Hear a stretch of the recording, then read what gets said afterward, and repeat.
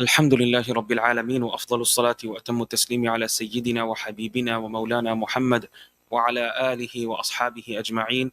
اللهم علمنا ما ينفعنا وانفعنا بما علمتنا وزدنا علما وعملا وفقها في الدين يا رب العالمين وألحقنا بعبادك الصالحين. اللهم علمنا ما ينفعنا وانفعنا بما علمتنا وزدنا علما وعملا وفقها في الدين يا رب العالمين وألحقنا بعبادك الصالحين. اللهم فقهنا في الدين، اللهم فقهنا في الدين، اللهم فقهنا في الدين، آمين يا رب العالمين. يقول الله عز وجل: ومن يطع الله والرسول فأولئك مع الذين أنعم الله عليهم من النبيين والصديقين والشهداء والصالحين وحسن أولئك رفيقا ذلك الفضل من الله وكفى بالله عليما. Those that have the books, inshallah, turn to page 25. We'll start the book immediately so we don't spend extra time. We'll see that all the hadith notifications and all the how they authenticate the hadith, we'll understand from the way the muhaddith does it himself. Okay, Allama Nimawi. So the first hadith we have here, now because it's a fiqhi book, it's like a sunan book, you have to know which hadith is for you and which hadith is against you. Okay, that's what you have to sift out first as a student of knowledge. You have to sift out if this hadith is for you or against you. So the first hadith, the Babul Miyah, the chapter of waters, or the types of waters that are allowed for purification. We're on the chapter of purification, Babul Tahara. Okay, this is the chapter of Tahara. عن أبي هريرة رضي الله عنه قال قال رسول الله صلى الله عليه وسلم لا يبولن أحدكم في الماء الدائم الذي لا يجري ثم يغتسل فيه رواه الجماعة. The first hadith is narrated on the authority of Abu Hurairah radiallahu anhu, that the Messenger sallallahu alayhi wasallam, he prohibited from urinating in water that is still, that is not moving, not flowing, not moving. Then, so first of all, you're not allowed to urinate in a water that is not moving, that is not flowing. Secondly, a person is not allowed to have ghusl therein. Okay? Secondly, a person is not allowed to make ghusl from that water.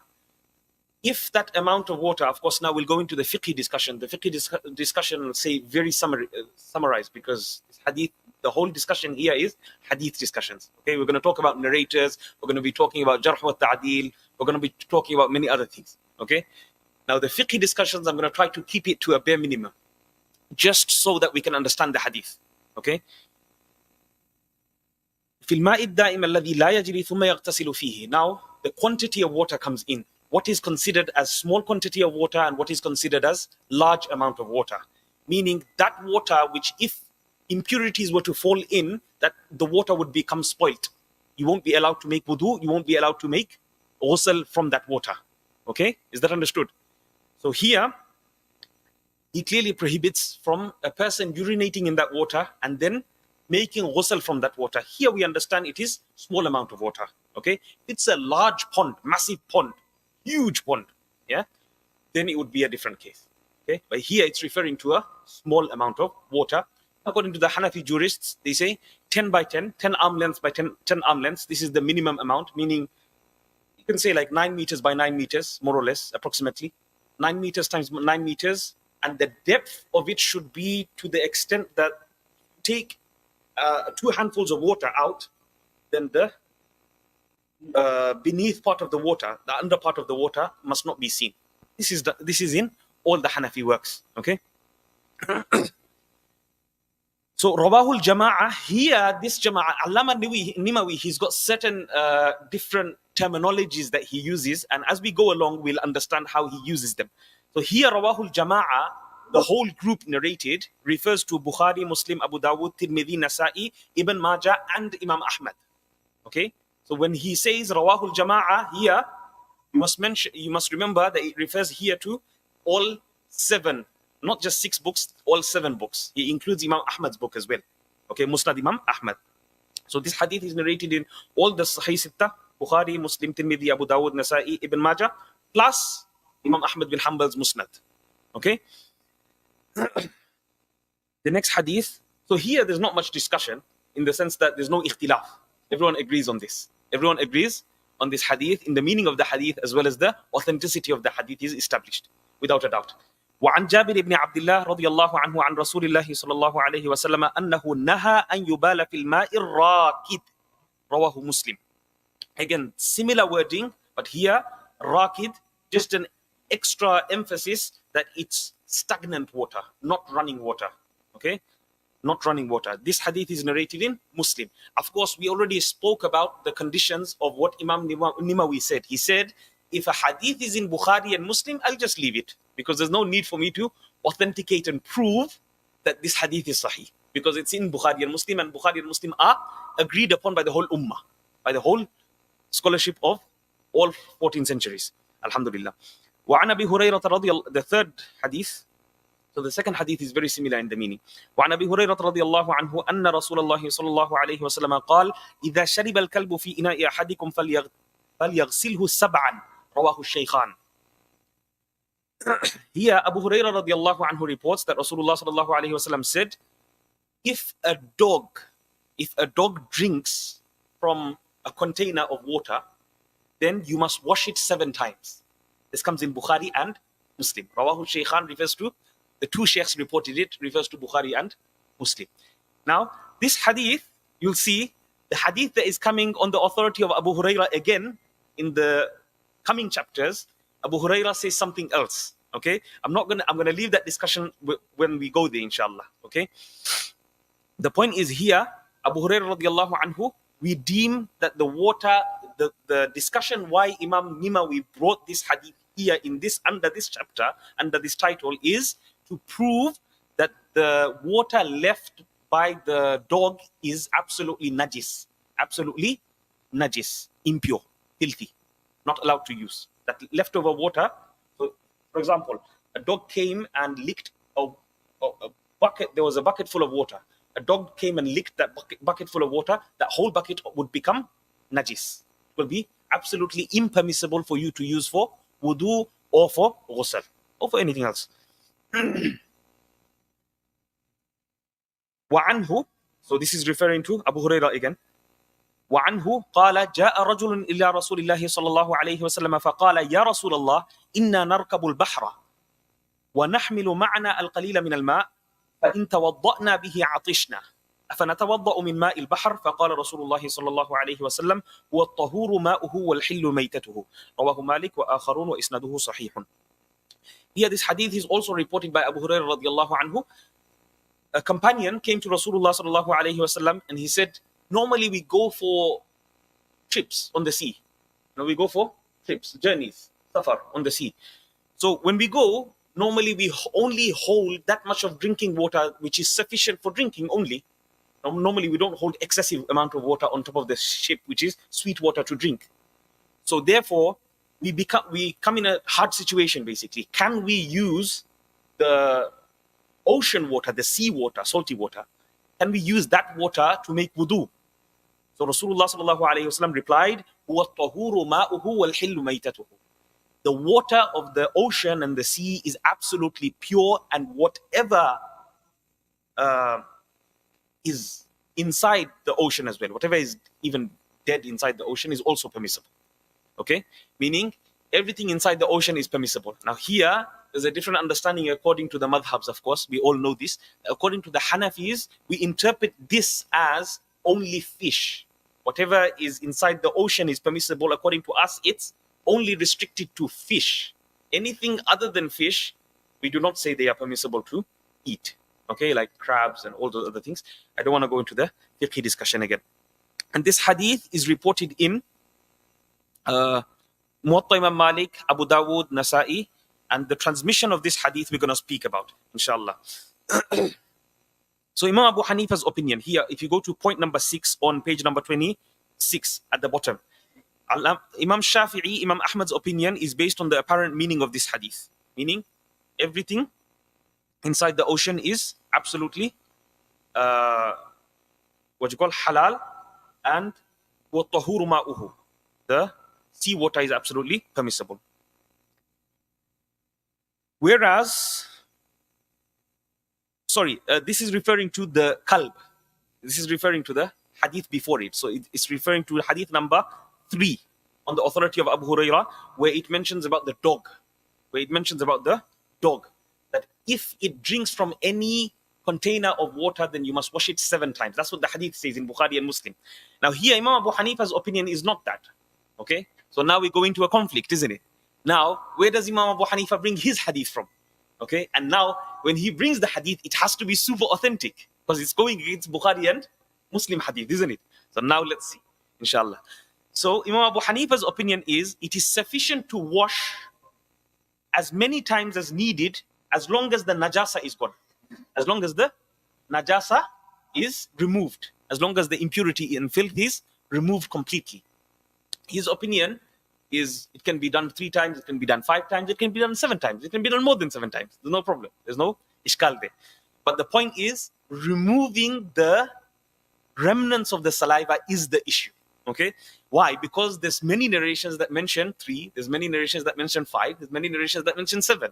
So are you going to completely neglect the narrations that mention 3 and 5 and just take the one that says 7?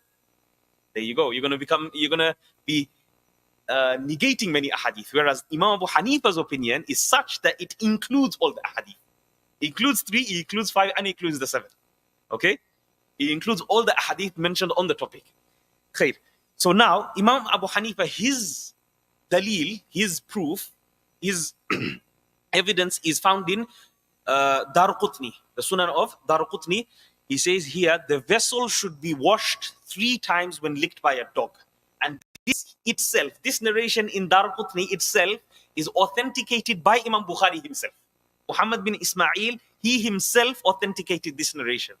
Then Ibn Daqiq al-Eid and many others refuted the notion that Imam Bukhari, he gathered all the Sahih Hadiths in his Bukhari Sharif, in his Sahih al-Bukhari. This is not the case. And very clearly here he mentions al-Bukhari, Ibn Daqiq al-Eid, one of the 7th century great scholars of the Shafi'i madhab. He says, al-Bukhari did not intend to incorporate all Sahih Hadiths in his Sahih compilation. So yes, it has a certain number of Sahih Hadiths, but Imam Bukhari's intention was not to include all the Sahih Hadiths that exist in all the books of Hadith and all the chains of narrations. Okay? Is that understood? Meaning, the Hadiths inside Sahih Bukhari and Muslim are 100% authentic, but they're not all the Sahih Hadiths. There's more Sahih Hadiths in many other books that doesn't exist in Bukhari and Muslim. Is that understood? Okay? I just want to make that clear before going on. And then Imam Tirmidhi, the student of Imam al-Bukhari, what does he say about this narration of Darqutni? He says that this hadith is Hasanun Sahih. Hasanun Sahih. Hasanun Sahih can be interpreted 2 ways. According to Ibn Hajar, he says Hasanun Sahih according to because the only muhaddith in history that used this term of Hasanun Sahih. Hasan, you can say an Sahih, or you can say Hasan or Sahih. Okay? Because Ibn Hajar, according to his research, it means aw.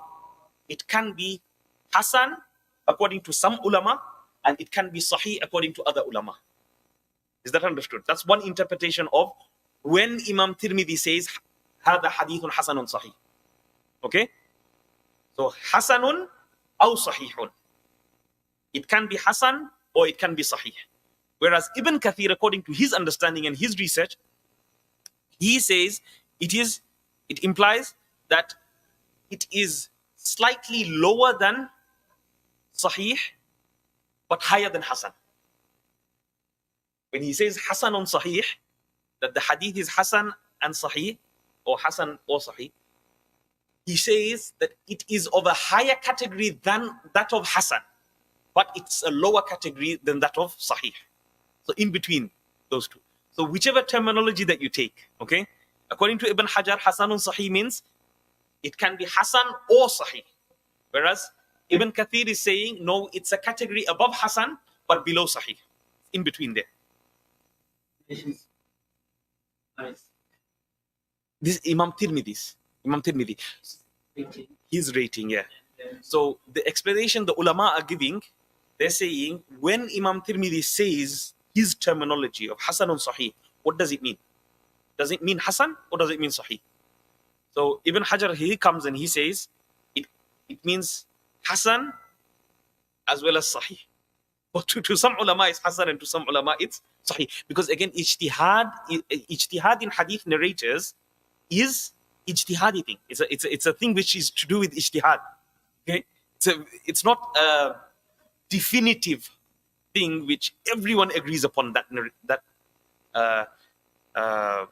grading. Okay? It's an ijtihadi thing. So that's that, inshallah.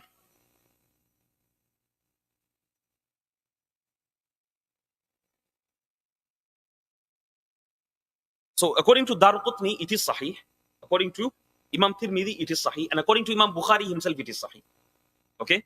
So here we have three of the giants of Islam authenticating this hadith, that if a dog licks a utensil containing water or any liquid, then it must be washed 3 times, not 7 times, 3 times.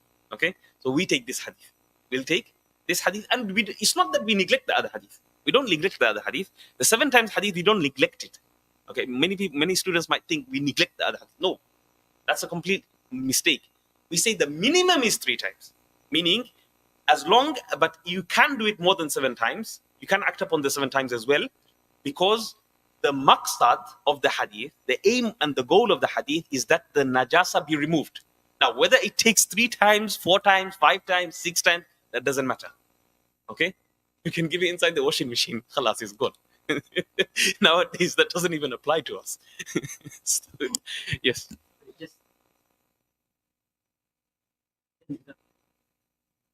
Sunan. So is the Imam Bukhari in the narration?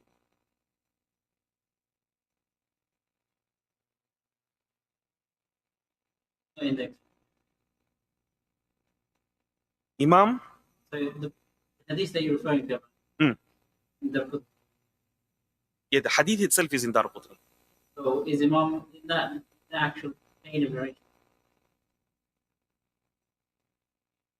No. Imam Bukhari, he authenticated that narration. Okay.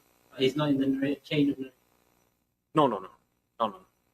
Because Imam Bukhari won't be inside the chain of narration, because Imam Darqutni, he's narrating this hadith. Imam Darqutni, he's narrating the hadith from his sanad. Okay? He's an Imam of Jarh wa Ta'dil, one of the great Imams of Jarh wa Ta'dil. He's narrating in his book through his chain. Imam Bukhari only said that this chain is authentic. So Imam Bukhari, we only use to understand the authenticity of the chain.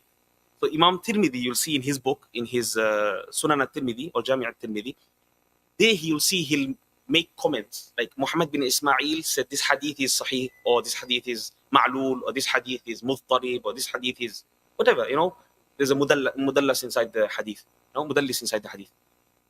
So he only takes those comments of Imam al-Bukhari regarding the sanad, regarding the authenticity of the sanad. So now the reason why we mention this is because Imam Bukhari authenticated this hadith, which is narrated in Sunan al-Darqutni. He himself authenticated it, but he didn't bring it in his own book. So therefore, it clearly mentions, as well as Imam Bukhari in the Muqaddimah himself mentioning, that his maqsad was not to gather all the Sahih hadiths in his book. Okay? There are other Sahih hadiths that he himself authenticates in Tirmidhi. Imam Tirmidhi says, I brought these hadiths and it's authenticated by my Ustad Imam Bukhari, but he didn't bring it in his Sahih. Do you understand? He boasts with those hadiths.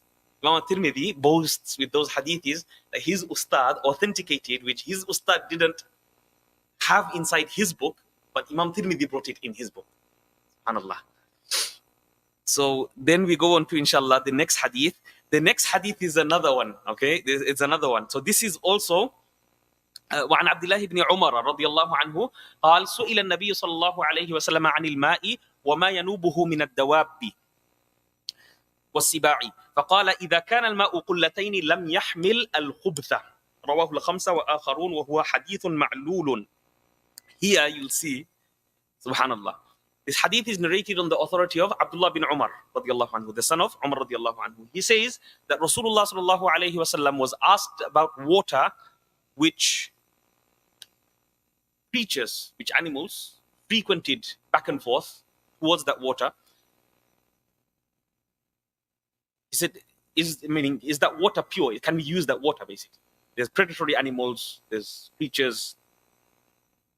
Then here Rasulullah replied, إِذَا كَانَ الْمَاءُ قُلَّتَيْن لَمْ يَحْمِلْ الْخَبَثِ. If the water is 2 qulla, then that water cannot become impurified. Meaning it can't be impure.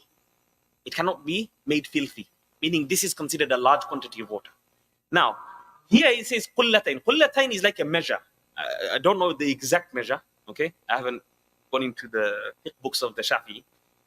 This is the dalil for the Shafi madhab. Okay, by the way, those who don't know, this is dalil for the Shafi madhab.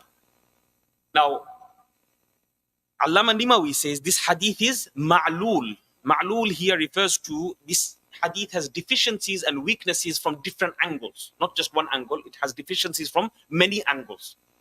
This hadith.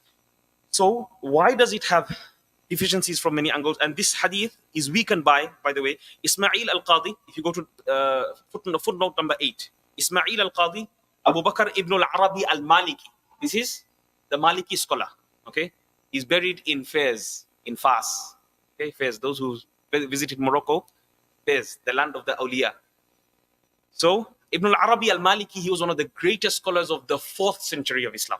Very early scholar, absolutely amazing scholar. You look at his sharh on Tirmidhi, there's no sharh like it. There's no sharh like it. A Maliki can only explain Tirmidhi like that.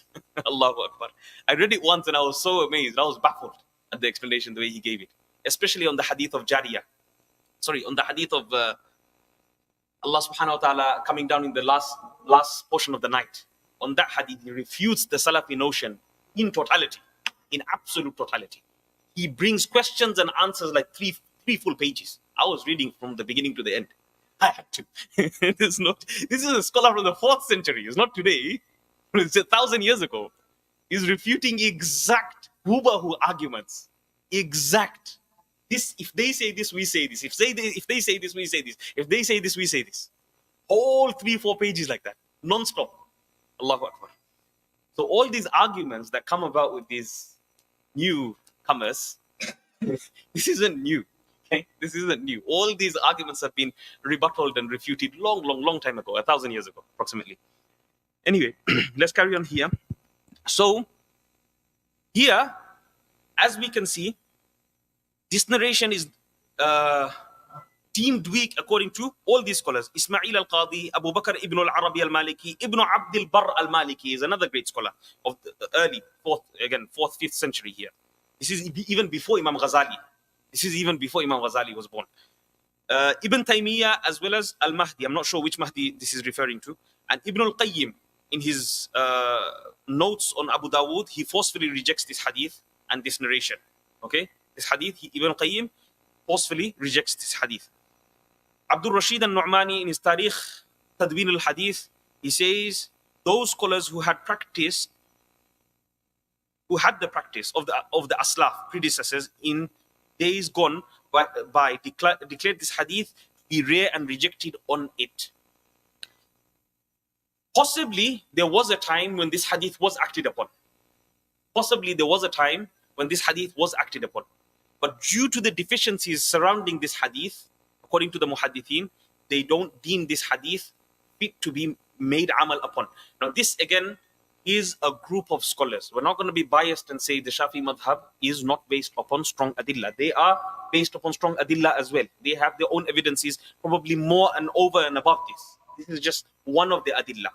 Okay? Again, when we are talking about the madhahib, we speak regarding all of them in an equal manner, in such a way that it doesn't make a person doubt that they're not upon adillah. They are upon adillah, we are upon adillah. We are upon our usul, they are upon their usul.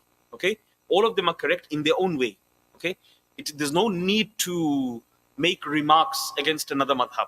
Okay? There's no need at all. Especially as scholars, we must understand more.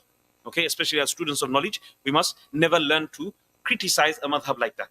But the point is that this hadith, according to our scholars, and many of the Shafi'i scholars and the Hanbali scholars and the Maliki scholars, they've deemed this hadith weak, and we take that opinion, that we take this hadith to be ma'lul, to be defective, even though it's narrated in Abu Dawood, even though it's narrated in Nasa'i, even though it's narrated in Tirmidhi, even though it's narrated in Ibn Majah, even though it's narrated in Musnad Imam Ahmad. So this hadith is authentic, 100% authentic according to a lot of people. It's not that it can't be authentic, it is authentic according to some. But according to many others, they refute this hadith to be authentic on the basis of the text of the hadith as well as the matan of the hadith, as well as the sanad of the hadith. Sorry. Next hadith we go on to, and this next hadith clearly goes against the hadith previous. So this shows there's a problem in this previous hadith as well. وعن عبد الله بن عمرو. So you must be very clear that wow, when you have that wow, you must read it as Amr, not Abdullah ibn Umar. Umar is without the wow after the ra. Okay, Abdullah ibn Amr radiyallahu anhu قال إذا بلغ الماء 40 قلة لم ينجس. If the water reaches the amount of 40 qullas, 40 measurements, 40 buckets or whatever they used to use. Okay. رواه الدارقطني وإسناده صحيح. Now here, إسناده صحيح, here you'll see there's two narrations. Ibn Daqiq al-Eid, al-Maliki al-Shafi'i, there's probably a Maliki scholar, then he turned Shafi'i. Like Imam Tahawi, he was a Shafi'i scholar, he turned into Hanafi. It's permissible. It's not that it's not permissible to change madhab, but it is not something which was that common. There were many great scholars that done that, went from one madhab to another madhab, but this is after years and years of research, after years and years of training in that madhab. So they knew this madhab as well as the other madhab inside out, with the usul and with the adillah. Okay, then only did they make that jump. And some scholars, they knew, like they were allowed to give fatwa from many madhabs at once, because they were known to have studied each and every single madhab from the absolute basics to the highest of the high. Okay, they were given ijaza from their muftis, give fatwa on this madhab as well as that madhab. So he studied under Hanafis, he studied under Shafi'is, he studied under Malikis. He's got the ijazah to give fatwa on the Hanafi madhab as well as the Shafi'i madhab as well as the Malik madhab. But then at the end you'll see that they'll still prefer the madhab that they follow. Okay? It's not that they'll mix and match. They'll never mix and match. Mix and match is a total new idea that came about. Okay? Mix and match never existed. وعن ابن عباس, this hadith. So Ibn Daqiq al-Eid, he says this hadith is sahih. This وعن ابن عباس رضي الله عنه, the previous hadith, the hadith which mentions 40 qullas. 40 qullas. Now, what are we trying to do? We are saying that the 2 qullas is not correct. Okay? Now he brings another hadith to say 40 qullas. So what about this hadith? Ya Shafi'i. You understand? So this is what he's doing. He's saying, look, this hadith mentions 40 qullas, and this hadith is also sahih. This hadith is sahih. According to Ibn Daqiq al-Eid, he says this is sahih. Al-Bayhaqi in his Sunan al-Kubra considered this narration of Daraqutni to be sahih. The 40 qullah hadith to be sahih. Tabari in his Tahdhib al-Athar narrated a similar hadith. Now, these two narrations, if you go to the just after Abdullah ibn Amr, the narration of the first and the second are all trustworthy narrators, as mentioned in the biographies of Tahdhib al-Kamal and Tahdhib al-Tahdhib. These are two large works of narrators of hadith. Likewise, Ibn Abi Shayba in his Musannaf narrated a hadith with similar meaning from Waqi' ibn al-Jarrah. Waqi' ibn al-Jarrah, he was like a hujjah in hadith. He was like a hujjah in hadith. Hujjah means a proof and evidence in Sharia. He was so strong when it came to hadith narration, and he was the ustad of Imam Shafi'i. We all know that. Waqi' ibn al-Jarrah, he was one of the highest caliber of narrators of hadith. From Sufyan al-Thawri, who narrated from Muhammad ibn al-Munkadir from Abdullah ibn Amr. So we have three narrations approximately, two in one in Sunan al-Kubra, another one in Ibn Bashir, Daruqutni. Two narrations, two different narrations with two different sanads to prove the 40 qullas. Plus, there's another narration in Musannaf Ibn Abi Shayba, third hadith. Okay, we've got three hadiths to prove that this hadith, Arba'in Qulla, is definitely authentic. And it's been authentified by Ibn Daqiq al-Eid as well as At-Tabari as well as Al-Bayhaqi. So there's no doubt. There's no doubt about the authenticity of this narration of 40 qullas. Then we go on to the next hadith. وعن ابن عباس رضي الله عنه. This is why I said you need to know what is for you and what is against you. Otherwise you're going to be stuck in these narrations. You need to know your fiqh very well. وعن ابن عباس رضي الله عنه أن امرأة من أزواج النبي صلى الله عليه وسلم اغتسلت من جنابة فتوضأ النبي صلى الله عليه وسلم بفضله. بفضلها is supposed to be. But this is a mistake, printing mistake. بفضلها فذكرت ذلك له فقال إن الماء لا ينجسه شيء رواه أحمد وفي إسناده لين. Okay, وفي إسناده لين. Certain printing mistakes, fine. You have to be a bit watchful when it comes to reading. So here, this hadith mentions that Ibn Abbas radiallahu anhu, that one of the wives of the Prophet sallallahu alaihi wasallam performed ghusl from janaba, from the major ritual impurity, after having relations. Then the Messenger sallallahu alaihi wasallam performed with the leftover water. So not of the water, but of the leftover water that was left inside the bucket. Okay. Back in the days, they used to make ghusl from bucket. Okay, they would take water out, and as we're going to see in the hadith, that when you're in janaba, you can't go inside the bucket. Okay, you can't put your hand inside the bucket immediately, because if you do that, then your whole body has janaba on you. So immediately, when you put your hand inside the bucket without the jug, what you're going to do? You're going to make all the water impure, because there's a small amount of water. All of it's going to become impure. So first, you have to take water out with a jug, wash your hands. This was the sunnah of Rasulullah. And then you can scoop up water, no problem. Then you can scoop up water because your hands are clean now.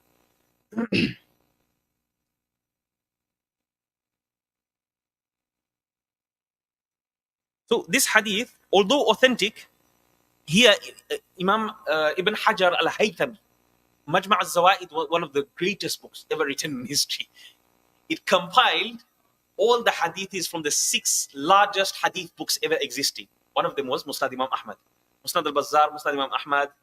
I don't remember all the 6, okay? But the 6 big Tabarani, the Mu'jam al-Kabir of Tabarani, Mu'jam al-Awsat of Tabarani, and many other books, okay? He compiled the 6 biggest books without repetition in one hadith book. Okay, so there's approximately 20,000 narrations that don't exist inside the Kutub al-Sittah. So 20,000 narrations inside that hadith book, Majma' al-Zawaid. For students of knowledge, this is gold. This is gold. So approximately nearly 20,000 hadith, not exactly 20,000 hadith, nearly 20,000 hadith. Not all of it is authentic, of course. Not all of it is authentic, but majority of it is authentic. Okay. Now, he compiled 6 of the biggest books, encyclopedic books. He took all the narrations from those books. Not all so because he's like, in his time, in the 8th century, he saw that Bukhari, Muslim, Tirmidhi, Abu Dawud, Nasai, Ibn Majah is in all 4 corners of the globe. You know, Everyone's studying it, everyone knows it, every student studies it with his sheikhs, he's got sanad of it.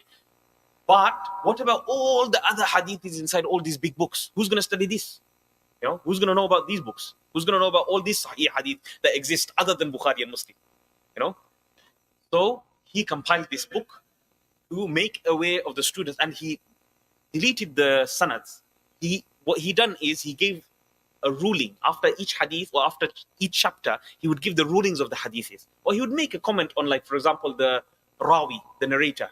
This narrator in this hadith is problematic, or this hadith, this narrator is known to be a mudallis, or that narrator is known to make mistakes in error, memory, when narrating hadith, stuff like that.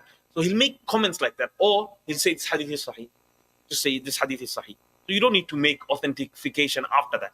He's already telling you that this hadith is sahih. So according to him, now there were different gradings. Some ulama were very strict when it came to grading hadith. That we'll go on to, inshallah, when we do mustalah al-hadith, lessons specifically. Some ulama were more stricter than others. Ibn Hajar al-Haythami, he was one of those moderate ones. Wasn't too strict and he wasn't too lenient when it came to grading hadith. So Ibn Hajar al-Haythami in Majma' al-Zawaid, he says the narrators are trustworthy. Whereas Al-Hazimi, this is not Hazami, this is wrong. You might want to correct it, those who have the book. Hazimi was one of the great scholars that wrote on the authenticity of the books of hadith. He was very well-known scholar. Al-Hazimi said that this is not known except from the narration of Simak ibn Harb, who narrates from Ikrimah. Who narrates from Ikrimah. Ibn Madini, another great scholar, Ibn Madini said that his narration from Ikrimah is mudtarib. What is mudtarib? The translator translated for you. What did he translate as? Shaky. What does shaky mean? If you don't come to an ustad, what's going to happen? You're going to be understanding it. Mudtarib, every time mudtarib comes up, you're going to say it's shaky. What does shaky mean? A hadith al-mudtarib, according to the scholars of hadith, means a hadith that has conflicting narrations which are all authentic. Conflicting narrations which are all authentic. So we don't know what to take and what to leave. Like the hadith of Jabir in Bukhari. In some narrations it mentions in one way, in other narrations it mentions in another way. Like, for example, in one narration it mentions that Rasulullah gifted it back after he bought it. In another narration it mentions that he didn't sell it, but it was given by Jabir radiallahu anhu. Stuff like that, Many other narrations like that. This is called the hadithun mudtaribun. Mudtaribun with a dad. Mim, dad, ta, ra, ba. Mudtaribun. So, meaning problematic. Our simple understanding is problematic. Meaning there's conflicting narrations of sahih narrations, but because of the differences in the meaning that occur in different narrations, we will not set a full grading to that hadith. It's a confusing hadith. Muftarib literally means someone who's confused. Someone who's confused. That's the literal meaning. Haqiqatan, that's what it means. So Ibn Hajar in Taqrib al-Tahdhib says, truthful, though the narration of Ikrimah are quite shaky. There's ittirab in it. Imam Bukhari in Raf'ul Yadayn, Juzu Raf'ul Yadayn, Abu Dawud, Nasa'i, Tirmidhi, Ibn Majah, they recorded his hadith in their books with that chain of narration. Al-Dhahabi in his Muqidha. Muqidha is a very nice book. It's a very nice small book. It's only like 50 pages. It's a very nice book on Mustalah al-Hadith by Imam Dhahabi himself, by the Don himself. Muqidha fi ilmi Mustalah al-Hadith. This is, there's a mistake there. The T is missing there. Mustalah al-Hadith. So Imam al-Dhahabi, he grades the Sahih Hadith into three categories. Meaning, if it comes from the narration of Imam Malik and Nafi and Ibn Umar, then this is the highest grading according to Imam al-Dhahabi.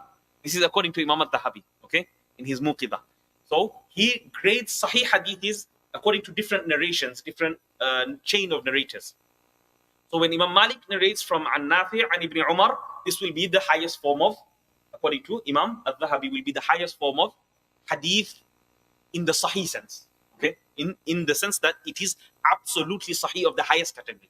Then the second category of Sahih is a hadith narrated by Ma'mar from Hammam from Abu Hurairah. Ma'mar from Hammam from Abu Hurairah. This is the second category of Sahih. And the lowest category of Sahih Hadith is Simak and Ikrimah and Ibn Abbas. Radiyallahu anhu. This is the third category of Sahih. That's the last line there for you guys, yeah? You can highlight that or underline it if you want.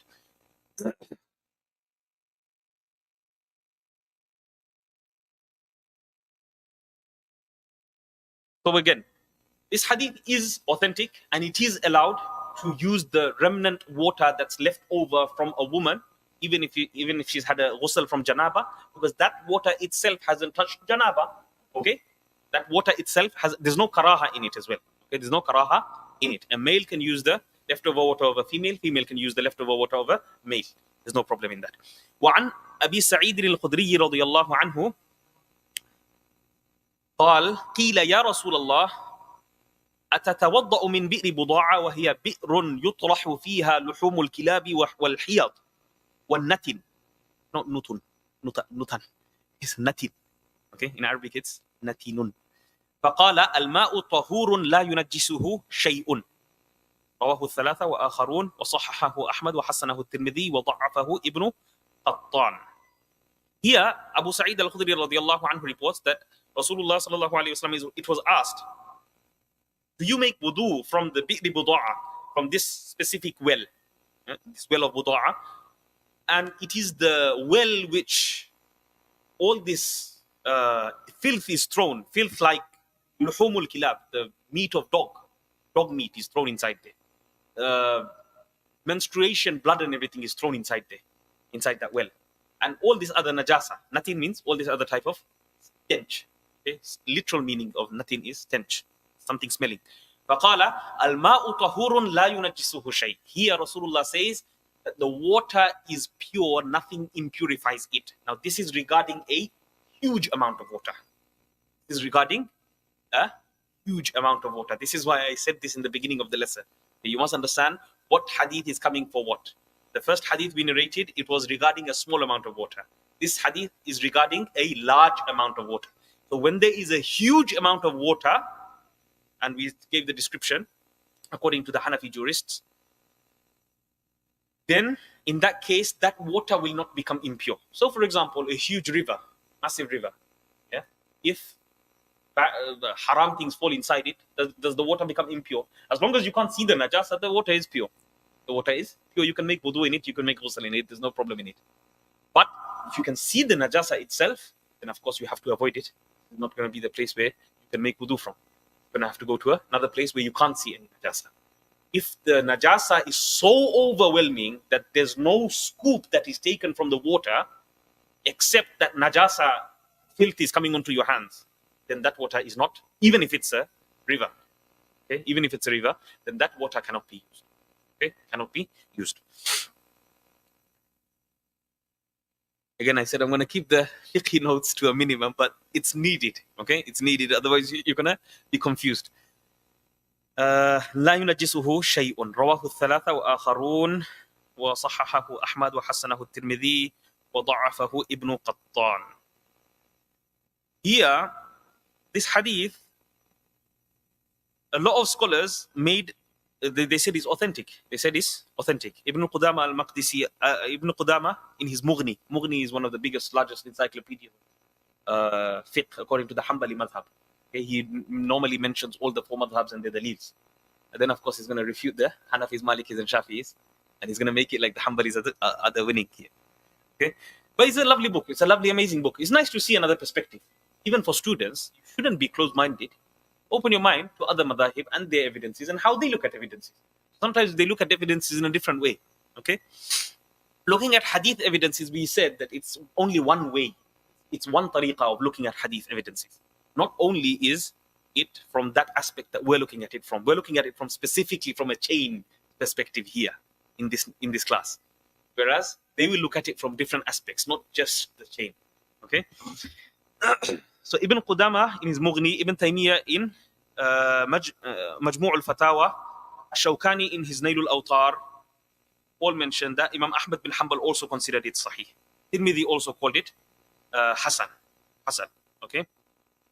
Yahya ibn Ma'in Al-Hazm, I'm not sure who's, I think it's Hazimi, is referring to Hazimi.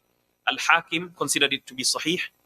However, Imam al-Zayla'i in Nasb al-Raya, the one who sourced all the hadith of Kitab al-Hidayah, the Hanafi madhab, what does he say? Let's see what he says. He says, Ibn Qattan considered it weak. Okay, here Ibn Qattan considered it weak because the narrator narrating from Abu Sa'id was unknown, was majhul. Majhul.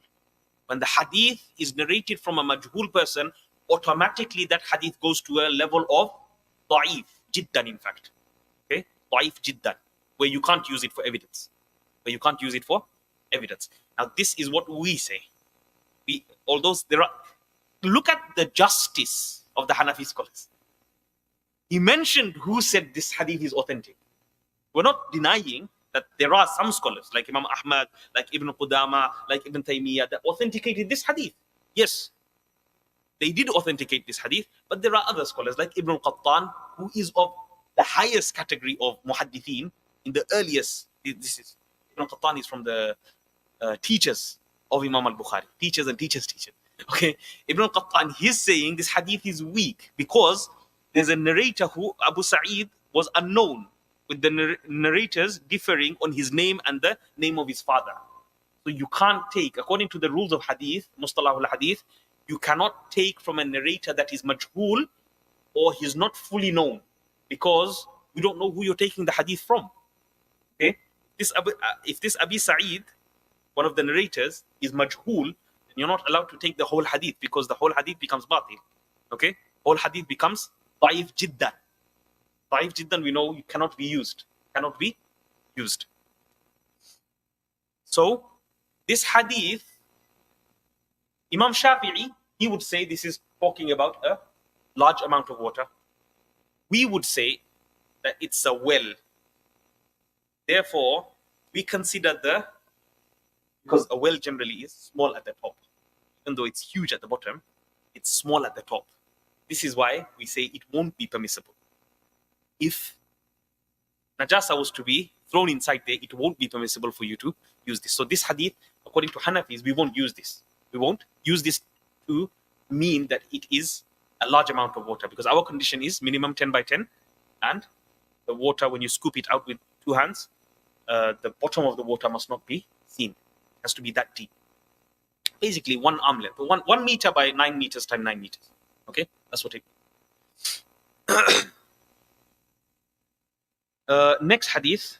وعن عطاء أن حبشيا وقع في زمزم فمات فأمر ابن الزبير رضي الله عنه فنزح ماؤها فجعل الماء لا ينقطع فنظر فإذا عين تجري من قبل الحجر الأسود فقال ابن الزبير حسبكم رواه الطحاوي وابن أبي شيبة وإسناده صحيح. Now this, what's the dalil for this? This hadith, he brings it because in order to show us that when a person dies inside water, inside, let's say, a huge pond or something, that person has to be taken out, especially inside a well. That person, the dead person, has to be taken out. Thereafter, the well itself has to be cleaned. The well itself has to be cleaned. So here, an Ethiopian man fell into the Zamzam water well. When he fell inside, Ibn Zubayr radiallahu anhu, he ordered that the person, the dead person, be taken out, and then the water be completely emptied. All the water inside the well be emptied. But as soon as they tried to empty all the well, it gushed out forth onto them. So then Ibn Zubayr said, it's enough. Meaning you've tried your best to empty the whole water as much as you could to the best of your ability. Now the water that's going to come out is fresh water. Now the water that's going to come out is fresh water. It's clean. Okay? None of the remnants of the other water is left. So this is the hadith, and this hadith is narrated by Imam al-Tahawi in his Sharh Ma'ani al-Athar, Ibn Abi Shayba, and the narration is sahih. Here we can, if you go to footnote number 12, Ibn Abi Shayba in his Musannaf, he narrates from Hushaym ibn Bashir, from Mansur ibn Za'zan, or Zazan, probably Zadan. Okay, Ata ibn Abi Rabah. All of the narrators are from the Kutub Sitta, from the Sihah Sitta. Okay, all these narrators, Hushaym ibn Bashir, Mansur ibn Zadhan, Ata ibn Abi Rabah, all three narrators are from those that narrated hadith is inside the 6 books: Bukhari, Muslim, Tirmidhi, Abu Dawud, Nasai, Ibn Majah. Okay, they narrated in all the hadith books. This is to qualify and to tell you, the muhaddith is mentioning this in order to tell you that there's no doubt about the authenticity of this hadith. Okay, meaning all these narrators are narrating from Kutub al-Sittah. These are the narrators of the Kutub al-Sittah. You cannot reject their hadith. No way can you reject their hadith. Here, he mentions another point. Then he mentions, though Hushaym, look at the justice. Yeah? Look at the justice. Though Hushaym ibn Bashir is a mudallis. Mudallis is someone that says an. So when you say an in Arabic, it says from that person. It can be directly from that person or it can be indirectly from that person. You might have heard it directly or indirectly. Now, a mudallis is someone who he heard it indirectly, maybe from the students of that teacher, but he says from the teacher. So for example, you as the student listening to me, you say an Zamil, an Ustad Zamil. Yeah, you heard it directly from me, but there's narrators that are well known to not have heard it from the teacher directly, but they say an Zamil directly from their teacher. They say directly an Zamil, but they actually didn't hear that hadith directly. Look at the authentication that the muhaddithin went through to take out every single individual that narrates hadith, one by one, sift them to such an extent that even if you didn't hear this many hadiths, 2, 3, 4 hadiths from the ustad directly, they'd catch you out. This is MI6 page. This is MI6 page. Subhanallah. Anyway, so all the here, Imam Tahawi in Sharh Ma'ani al-Athar, he says similar chain of narration is mentioned by Salih ibn Abdul Rahman, Sa'id ibn Mansur, Hushaym ibn Bashir. Then he says Salih ibn Abdul Rahman is considered truthful by Ibn Abi Hatim in Jarh wa Ta'dil, in the book Jarh wa Ta'dil by Ibn Abi Hatim. As for Sa'id ibn Mansur, his narrations are found in all Kutub al-Sittah, all the 6 books of hadith. So there is no doubt in the narration of Sa'id bin Mansur. And Salih ibn Abdul Rahman has been authenticated. Sa'id bin Mansur, we spoke about, yeah? Khair inshallah. So then the next hadith is very similar. It doesn't mention about Ethiopian, it just mentions a dark person that fell inside the well and he passed away. And then here Ibn Abbas radiallahu anhu said to remove the person who passed away and then to empty out all the water from the well in order to purify it, in order to clean the well. And when they cleaned it out, of course, it gushed forth onto them. And he said, enough, it's enough. Like, clean the well now. You don't need to take any more water out. Okay? So if a person dies inside the well or a large animal dies, okay, inside the well, like a cow, like a buffalo, it goes inside, it dies, or an animal bloats, for example, then all of the water inside the well must be taken out, according to us, Hanafis, okay? If a small mouse dies, for example, then they say that mouse should be taken out, and after that, 20 buckets at least must be cleaned out from its surrounding. So at least we know that that water or its surrounding water has been cleaned out. Okay, and then they've got different conditions. If a chicken dies, all these different conditions, but all of that is deduced from these hadiths. For you to understand that as a student of Hanafi fiqh, when you study that chapter of Tahara, they're taken from these hadiths. When a person died inside a well, when this died inside, for example, next hadith, وعن ميسرة أن عليا رضي الله عنه قال في بئر. Here there's no اختلاف. Here there's no اختلاف. That's why I'm just saying it. وعن ميسرة أن عليا رضي الله عنه قال في بئر وقعت فيها فأرة فماتت قال ينزح ماؤها رواه الطحاوي وإسناده حسن. Here Imam Tahawi mentions with his chain from Maysara, from Ali radiallahu anhu, that mouse died inside a well. Ali radiallahu anhu ordered the water of the well to be taken out, be emptied completely. So this is, again, the point is that all of these are based on narrations. So the ulama, when they came and deduced the laws and they give you the fiqh, They don't just say 20 buckets and 40 buckets and 60 buckets and 100 buckets and emptying the whole well for no reason. Okay, they say because of these narrations. Because of these narrations. So again, this hadith is authentic. It is reported in this last one, number 11. If you go to the footnote number 14, Imam Tahawi in his Sharh Ma'ani al-Athar, this hadith is from Muhammad ibn Khuzaymah, from Hajjaj ibn Manahil, from Hamad ibn Salama, from Ata ibn Sa'ib. Ata ibn Sa'ib, he's a narrator of Bukhari, but Bukhari takes from his hadith very carefully. He takes those hadiths because Ata ibn Sa'ib at the end of his life, his memory got weak. His memory got weak.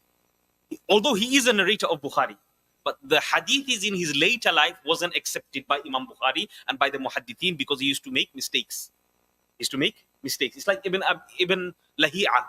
Ibn Lahi'a was the same. When his books burnt, after his books burnt, his narrations were all mixed up, muddled up. He used to put this matan with that sanad and that sanad with this matan because he was a scholar of book, kitabi. He wasn't based on memory. Okay, there were some scholars, muhaddithin, that used to base their narrations on their memory power, like Imam Bukhari. You know, there was other scholars like Ibn Abi Lahi'a and many others. They would base it upon their kitaba. So whatever they wrote from their ustad, that's what they're going to rely upon. That's it. Okay, they're not going to change. They're going to make sure that this is preserved to the maximum ability of theirs. Okay, and they're going to narrate only from there. They're not going to narrate from the top of the head. So Hamad bin Salama took from Ata before he became weak, according to Allama Nimawi. So this was the first journey when he went to Basra, as mentioned here. Okay, this was taken on the first journey from when he went to Al-Basra. Ibn Jarud said that when Sufyan, Shu'bah, Hamad ibn Salama narrate from, so he's making it very clear that Ibn Jarud said, Sufyan, Shu'bah, Hamad ibn Salama narrate from, their narrations are good. The narrations are good. Nasa'i, Abu Dawud, Ibn Majah narrated the hadith through Hamad ibn Salama from Ata. Okay, this is very clear that Abu Dawud, Nasa'i, Ibn Majah, all three of them accept the narration of Hamad from Hamad ibn Salama from Ata ibn Sa'ib. Ata ibn Sa'ib, not Ata ibn Rabah. Ata ibn Rabah is the Mufti of Makkah. It's a different Ata. This is the narrator, which is Ata ibn Sa'ib. Okay, Al-Kalbi. Ata ibn Sa'ib Al-Kalbi. Banu Kilab, from the tribe of Kilab.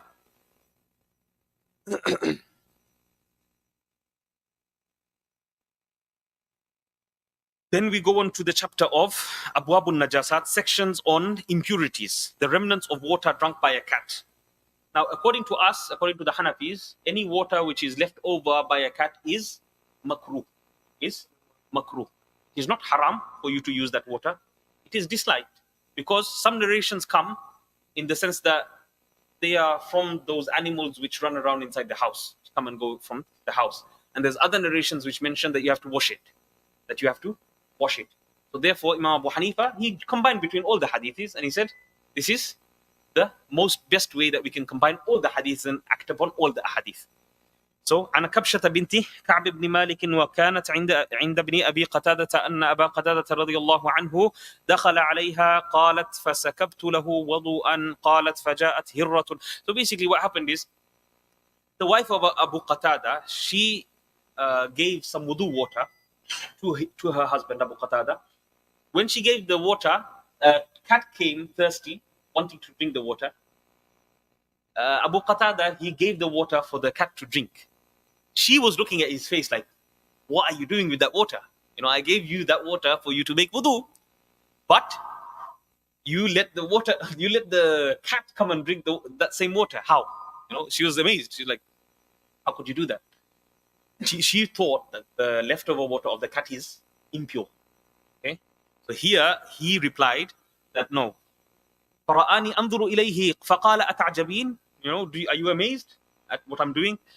ابنة خالتي, she was a cousin brother, she was a cousin sister of his. فقلت نعم.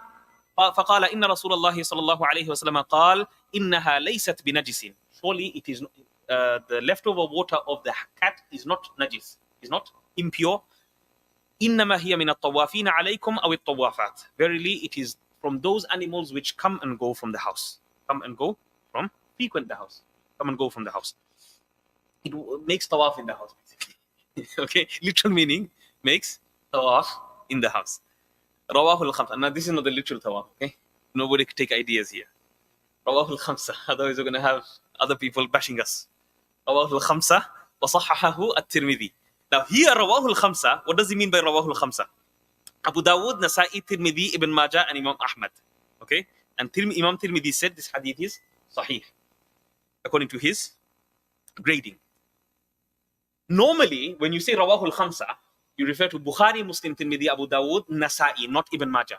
You exclude Ibn Majah. But here, according to the terminology of Imam Allama Muhaddith al-Nimawi, he says, his terminology, when he says Rawahul Khamsa, refers to Abu Dawud, Tirmidhi, Nasa'i, Ibn Majah, and Imam Ahmad.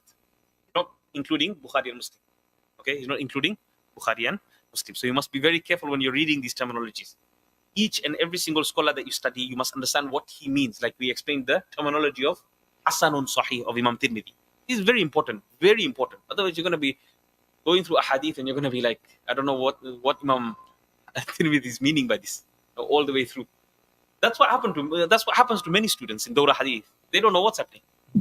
Hasanun Sahih, Hasanun Sahih. We'll continue next week. سبحانك اللهم وبحمدك نشهد أن لا إله إلا أنت نستغفرك ونتوب إليك. الله أكبر.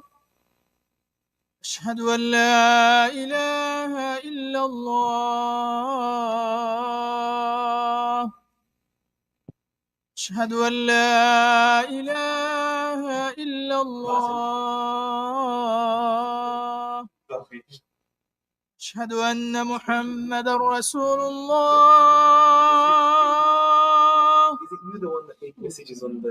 أشهد أن محمدا رسول الله. حي على الصلاة.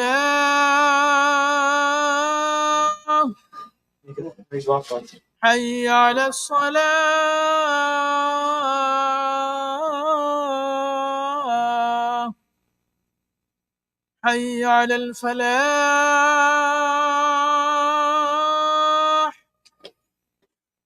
حي على الفلاح.